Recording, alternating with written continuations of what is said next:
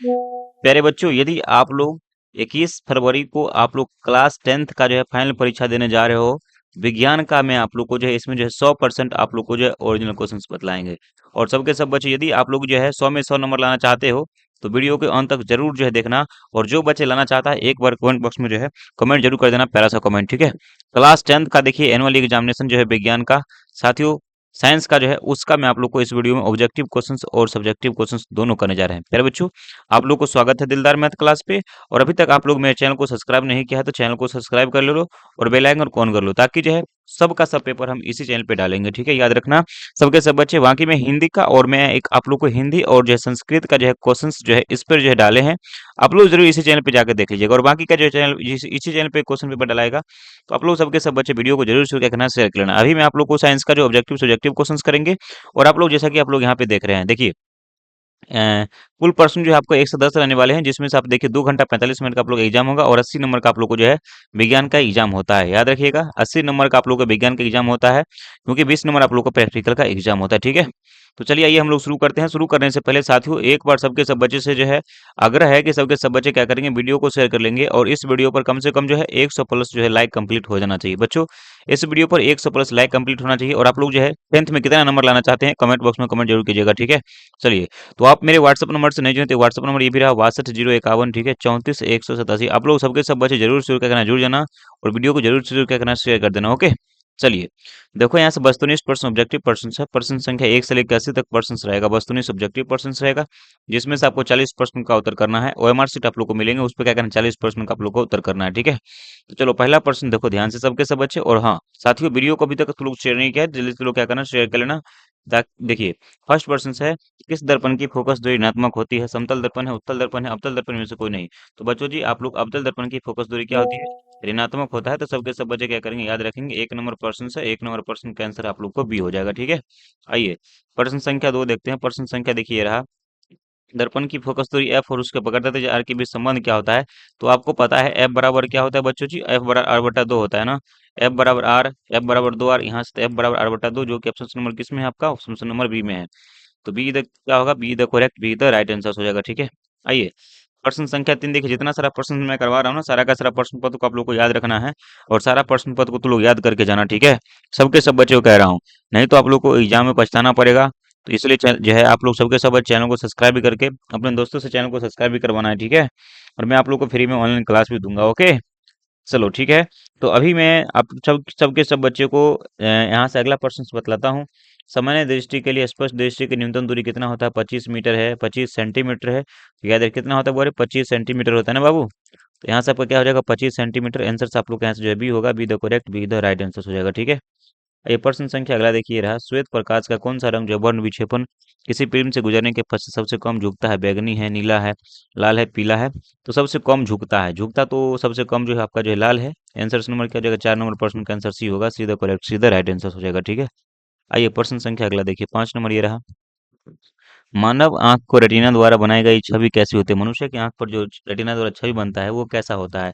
तो 5 नंबर प्रश्न देखिए, यहाँ से आभासी और सीधा, वास्तविक और उल्टा है। तो 5 नंबर प्रश्न का आंसर जो वास्तविक और उल्टा मनुष्य की आंख पर बनता है, ठीक है। आंसर नंबर इसका भी हो जाएगा, ओके। प्रश्न संख्या 6 है, आकाश का रंग नीला प्रतीत होता है, क्यों? देखिए बोले प्रकाश जो है आकाश के रंग नीला प्रतीत होता है, प्रकाश के प्रवर्धन के कारण, प्रकाश के जो है परिकिरण के कारण, प्रकाश के वर्तन का, इनमें से कोई नहीं। तो प्रश्न संख्या 6 है और ये प्रकाश के परिकिरण के कारण होता है। याद रखिएगा आंसर नंबर इसका आप लोग को बी होगा, सही उत्तर, B the correct, B the right answer हो जाएगा, ओके। प्रश्न संख्या आप देखिए यहाँ से जो है 7 है, अरे किस दर्पण से वस्तु का प्रतिबिंब बड़ा बनता है? समतल है, अवतल है, उत्तल। तो याद रखिएगा अवतल दर्पण में वस्तु का बड़ा प्रतिबिंब बनता है। तो प्रश्न संख्या 7 है और 7 नंबर प्रश्न का सही उत्तर आप लोग को यहाँ से भी हो जाएगा। उम्मीद है कि आप लोग वीडियो को जरूर से शेयर करेंगे अपने मित्रों के साथ और इस जो है वीडियो को जरूर से देखेंगे, और मुझे पूरा विश्वास है। और आप लोग 10th में कितना मार्क्स लाना चाहते हैं कमेंट बॉक्स में कमेंट जरूर कीजिएगा। आपका सबसे पसंदीदा विषय कौन है ये भी कमेंट करके बताइएगा, ठीक है। निम्नलिखित में से कौन सा लेंस निकट दृष्टि दोष को ठीक करने के लिए उपयोग किया जाता है? निकट दृष्टि दोष को उत्तल लेंस है, समतल अवतल लेंस। याद रखिएगा निकट दृष्टि दोष को दूर करने के लिए हम लोग जानते हैं कि जो है अवतल लेंस का प्रयोग करते हैं। 8 नंबर प्रश्न से इसका आंसर सी हो जाएगा, ठीक है। आइए प्रश्न संख्या अगला देखिए, प्रश्न संख्या 9 है, निम्नलिखित में से कौन सा जो उपकरण विद्युत धारा की उपस्थिति दर्शाता है, यानी विद्युत धारा को मापता है? तो गैल्वेनोमीटर का काम होता है विद्युत धारा को मापना, ठीक है। आंसर नंबर यहाँ से क्या हो जाएगा, 9 नंबर प्रश्न से 9 नंबर प्रश्न का सही उत्तर आप लोग को यहाँ से ए हो जाएगा, ओके। प्रश्न संख्या 10 देखिए, दाएं हाथ के अंगूठे का नियम को प्रतिपादन किसने किया? दाएं हाथ के अंगूठे का नियम याद रखिएगा, तो यहाँ से देखिए अरस्टेड साहब है, फ्लेमिंग साहब है, और यहाँ से देखिए ऑस्टिन साहब, मैक्सवेल साहब। तो मैक्सवेल के दाहिने हाथ का नियम बच्चों जी याद रखना, मैक्सवेल साहब का जो है दाहिने हाथ का नियम हुआ करता है। तो आप लोग को यहाँ से देख सकते हैं सबके सब बच्चे, इसका आंसर आप लोग को डी हो जाएगा। ओके, आइए अगला प्रश्न से 11 नंबर। विभवांतर का ऐसा मात्रक क्या होता है? वोल्ट होता है, ओम होता है, एम्पियर होता है, कूलम होता है। तो विभवांतर का ऐसा मात्रक वोल्ट होता है। 11 नंबर प्रश्न का सही उत्तर ए हो जाएगा। ओके, प्रश्न संख्या 12 की तरफ बढ़ेंगे। निम्नलिखित में से किस संयोजन द्वारा जो है प्रतिरोध का मान बढ़ता है? श्रेणी क्रम में, समांतर क्रम में किस संयोजन करने पर से प्रतिरोध का मान बढ़ता है? तो साथियों, प्रतिरोध का मान बढ़ाने के लिए हम सबको जो है श्रेणी क्रम में जोड़ना चाहिए। इस बात को याद रखिएगा सबके सब बच्चों को। आंसर से यहाँ से 12 नंबर प्रश्न से, और 12 नंबर प्रश्न का आंसर यहाँ से ए हो जाएगा। ठीक है, आइए प्रश्न संख्या 13 है। चुंबकीय बल रेखा की प्रकृति क्या होती है? काल्पनिक होती है, वास्तविक होती है? तो इसकी चुंबकीय जो है क्षेत्र रेखा की जो है प्रकृति जो है वो काल्पनिक होता है। आंसर क्या हो जाएगा इसका? 13 नंबर प्रश्न का आंसर ए हो जाएगा सही उत्तर। आइए 14 नंबर प्रश्न देखिए। 1 किलोवाट घंटा किसके बराबर होता है? जितना सारा प्रश्न करवा रहा हूँ ना, सबके सब बच्चों को प्रश्न को लिख लेना और प्रश्न को पूरा ख्याल कर लेना। ठीक है, इसका आंसर जो है 3.6 × 10⁻6 जूल। आंसर नंबर जो है 14 नंबर प्रश्न है, इसका आंसर आप लोग को सी हो जाएगा। ओके साथियों, 15 नंबर देखिए। नवकरणीय ऊर्जा स्रोत होता है। देखिए यहाँ से जो है नवकीय ऊर्जा है, सौर ऊर्जा है, कोयला ऊर्जा है, प्राकृतिक जो है गैसों से प्राप्त ऊर्जा है। नवकरणीय ऊर्जा स्रोत तो सौर ऊर्जा हो जाएगा नवकरणीय, क्योंकि ये कभी खत्म नहीं हो सकता है। तो 15 नंबर प्रश्न का आंसर यहाँ से भी हो जाएगा। सही है, चलिए तो बढ़ते हैं। साथ ही साथ वीडियो को आप लोग शेयर करते रहिएगा। ओके, 16 नंबर प्रश्न से कौन सा लेंस अपसाई लेंस भी कहा जाता है? किस लेंस को अपसाई लेंस कहता है? तो यहाँ से अवतल लेंस को अपसाई लेंस कहते हैं। 16 नंबर प्रश्न है, इसका सही उत्तर ए हो जाएगा। ओके, आइए प्रश्न संख्या 17 देखिए। प्रकाश का प्राथमिक वर्ण कौन सा होता है? प्राथमिक कलर कौन सा होता है? लाल होता है, नीला होता है, हरा होता है, सब के सब होता है। तो आंसर क्या हो जाएगा? 17 का आंसर डी हो जाएगा। ओके, चलिए बढ़ते हैं नेक्स्ट प्रश्न की तरफ। अगला प्रश्न संख्या आपके 18 है। प्रश्न संख्या 18 देखिए क्या कहता है। निम्नलिखित में से कौन सा जो है नेत्र का जो रंगीन भाग होता है? नेत्र का जैसा कौन सा भाग जो है कलर वाला होता है? कॉर्निया होता है, पुतली होता है, रेटिना होता है, आइरिस होता है। मैं भी चाहूंगा पुपिल है, यहाँ से जो है रेटिना है, वहां से जो है आइरिस है। तो कौन सा रंगीन भाग होता है बच्चों जी? मेरे साथियों इस बात को याद 18 नंबर प्रश्न से, और 18 नंबर प्रश्न से आप लोग देख सकते हैं सबके सब बच्चे। और ये इसे सही उत्तर इसका जो आइरिस हो जाएगा। ओके, चलिए ये 3 तरह का होता है। ओके, चलिए डी हो जाएगा इसका आंसर। डी जो correct, D the right answer.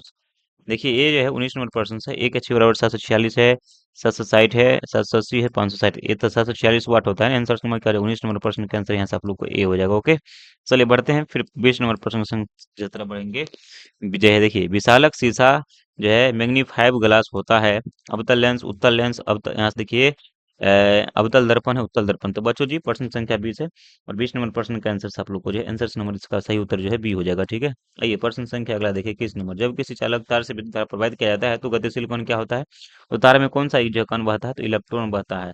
प्रश्न संख्या 21 है, इसका सही उत्तर आप लोग को डी हो जाएगा। ओके, 22 देखिए। एम्पियर घंटा मात्रक है। एम्पियर किसका?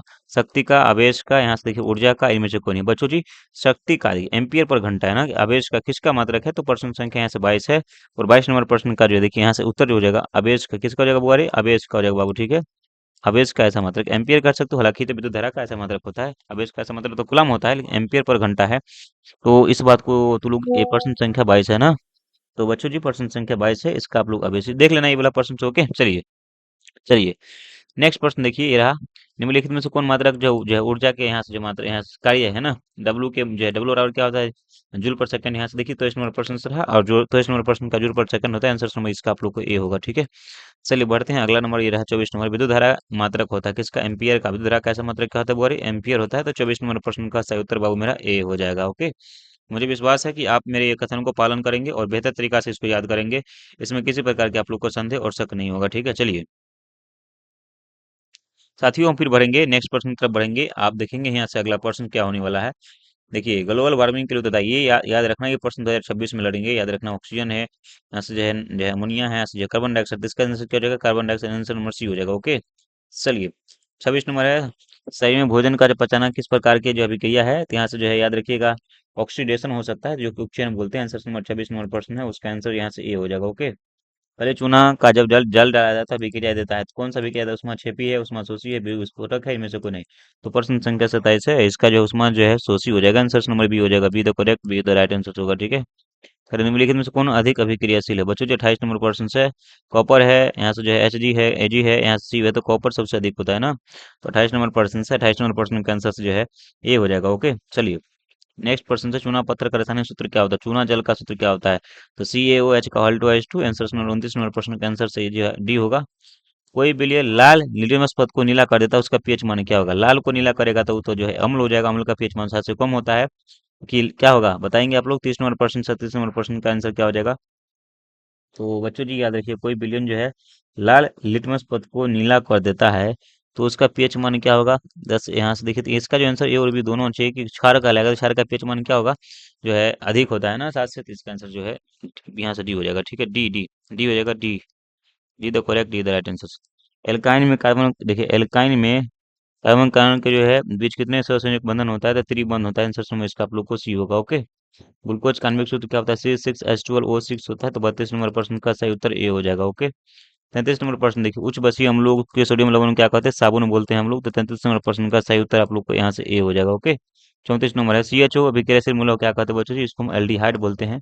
34 नंबर प्रश्न है, उसका सही उत्तर यहाँ से आप लोग को ए हो जाएगा। ठीक है, आइए प्रश्न संख्या 35, अबट सारणी के किसी अबट में बाएं से दाएं जाने पर उसकी क्रम संख्या घटता है, पहले घटता पुनः बढ़ता, परिवर्तित रहता है, बढ़ती है। तो यहाँ से 35 नंबर प्रश्न से है, और 35 नंबर प्रश्न का सही उत्तर आप लोग को घटती है, याद रखिएगा। 35 का सही उत्तर आपको यहाँ से ए हो जाएगा। ओके, निम्नलिखित में से तत्वों के उसके जो है अधातु गुण के जो है बढ़ते क्रम में क्या करना है? सजाना है। तो आप लोग यहाँ से 36 नंबर प्रश्न देख रहे हैं साथियों, और 36 नंबर प्रश्न आप लोग सबके सब बच्चे ध्यान से देखना, और इसका सही उत्तर आप लोग मुझे क्या करना? कमेंट बॉक्स में कमेंट कर देना। ठीक है, इसका आंसर। ठीक है, आओ नेक्स्ट प्रश्न देखते हैं। सिलिकॉन क्या है बच्चों? सिलिकॉन एक उपधातु है, VVI परसेंट से, और 2026 में ये परसेंट लड़ेगा सिलिकॉन वाला, तो इसको याद रखना है। ठीक है, चलिए करें, निम्नलिखित में से कौन विद्युत धनात्मक तत्व है? विद्युत धनात्मक तत्व है तो सोडियम हो जाएगा ना आंसर से। यहाँ से 38 नंबर प्रश्न का आंसर सही उत्तर जो है सी हो जाएगा। ओके, अब देखिए 39 नंबर है, टिहरी बांध का निर्माण किस प्रदेश में हुआ था? उत्तर प्रदेश है, तो उत्तराखंड में हुआ था। आंसर समय इसका आप लोग को यहाँ से जो है बी होगा, B the correct, B the right answer. 40 number है, निम्नलिखित में से किस धातु के केरोसिन तेल में डुबा कर रखते हैं? मैग्नीशियम, सोडियम, तो सोडियम को केरोसिन तेल में डुबा कर रखते हैं। आंसर क्या हो जाएगा इसका? आंसर इसका बी होगा, B the correct, B the right answer हो जाएगा। ठीक है, आइए अपमार्जक से बनते हैं सर्फ जो है, एक्सल बनते हैं, शैम्पू बनते हैं, एलर्जी जो है, इजी जो है सर्फ बनता है, इनमें से सभी बनता है। तो प्रश्न संख्या 41 है, और इनमें से सभी बनता है सर्फ से ही। ठीक है, आंसर नंबर डी हो जाएगा। ओके, सौर सेल में किसका प्रयोग किया जाता है? सिलिकॉन का, प्लास्टिक का, लोहा का। तो प्रश्न संख्या 42 है, और 42 नंबर प्रश्न में जो है सिलिकॉन का प्रयोग किया जाता है। इस बात को याद रखेंगे सबके सब बचे, और सारा प्रश्न को अच्छे से क्लियर करके याद रखेंगे। ओके, 41 नंबर प्रश्न से निम्नलिखित, 43 नंबर है, निम्नलिखित में से किसका उपयोग खाना बनाने वाले ईंधन में नहीं किया जाता है? CNG है, LPG है, कोयला है, यहाँ से बायोगैस है। तो यहाँ से देखेंगे सबके सब बच्चे 43 नंबर प्रश्न से रहा, और यहाँ CNG का कंपाउंड नेचुरल गैस का प्रयोग हम लोग नहीं करते। आंसर इसका ये हो जाएगा। साथियों 43 प्रश्न बतला दिए, बाकी का प्रश्न हम लोग लाइव करेंगे, तो लाइव में जरूर से जुड़िएगा। और 7 बजे हम लोग का शाम में जो है लाइव क्लास चलेगा, तो उसमें आप लोग को जुड़ना है सबके सब बच्चों को। ठीक है, आशा है, उम्मीद है कि आप लोग वीडियो को जरूर से शेयर करेंगे, और मिलते हैं एक नए एनर्जी के साथ, नए किरण के साथ। तब तक के लिए good bye, take care, tata bye bye. ठीक है, ध्यान रखिएगा अपना, वीडियो को चैनल को सब्सक्राइब कर लीजिएगा।